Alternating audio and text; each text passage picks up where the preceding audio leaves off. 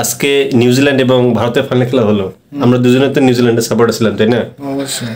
তো তোর তোর কি মনে হয় যে ইন্ডিয়া যে জিতলো, যে মাঠে খেললো, সেই প্রথম ম্যাচ থেকে শুরু করে ফাইনাল, একই মাঠে খেলা, একই গ্রাউন্ডে থাকা, সবকিছু একই, অর্থাৎ নিজস্ব বাসভূমি মনে করে প্রত্যেকটা ম্যাচ তাদের খেলা, অথচ অন্যদিকে নিউজিল্যান্ড প্রায় 7,000 কিলোমিটার ঘোরাঘুরি করার পর তারা ফাইনাল ম্যাচটা আরব আমিরাতে খেললো। অর্থাৎ তারা এক ম্যাচ পাকিস্তানে, এক ম্যাচ আরব আমিরাতে, মানে বিভিন্ন জায়গায়, অর্থাৎ হাইব্রিড মডেল যেটা। দোস্ত, তোর কি মনে হয় যে ইন্ডিয়া যে জিতলো, এটা কি তুই সন্তুষ্ট, বা এটা কি বা কোনো লিগের খেলায় এভাবে কি তারা জিতছে, তোর কি মনে হয়? না, ইন্ডিয়া দেখা যাচ্ছে যে আইসিসি আগে থেকে অনেক সুবিধা নেয়, তো এইবারও এই সুবিধাটা নিয়েছে, তো সেটা অবশ্যই অবশ্যই।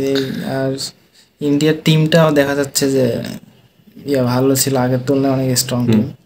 সেই হিসেবে ইন্ডিয়া দেখা যায় ইন্ডিয়ার টিম অনুযায়ী ইন্ডিয়া আর কি। দোস্ত, আমার কাছে কি মনে হয়, দোস্ত দেখ, খেলাধুলা হচ্ছে একটা ভালোবাসা খেলা, টাকা তো বড় কথা নয়।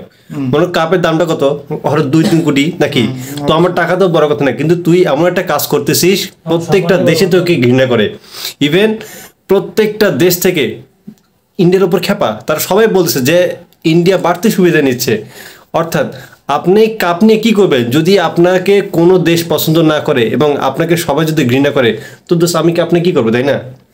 তো আমার কাছে মনে হয় না তো আসলে এইভাবে ফাইনাল খেলে কাপ নেওয়াটা, এটা জনগণ খুব একটা ভালো চোখে দেখে। তুই কি বলিস?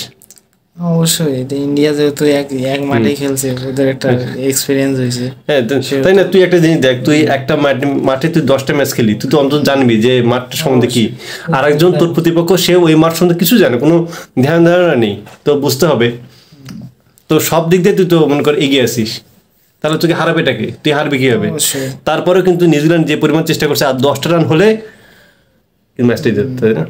নিউজিল্যান্ড যদি রাসিন রবীন্দ্রন একটু ভালো খেলে, আর 10 রানটা হলে কিন্তু ম্যাচটা শেষ হতো। 280 রান এরকম হলে তো সেটাই, 255 রানটা হলে, কিন্তু কি আর করা। যাই হোক, এই ছিল আমাদের দুই বন্ধুর ক্রিকেট অ্যানালাইসিস। আপনারা সবাই এই পেজে লাইক দিবেন, সাবস্ক্রাইব করবেন, এবং আমরা মাঝে মধ্যে এরকম ক্রিকেট বিশ্লেষণ করে আমরা আপনাদের আপডেট জানাবো, পাশে থাকুন। ওকে দোস্ত, ওকে।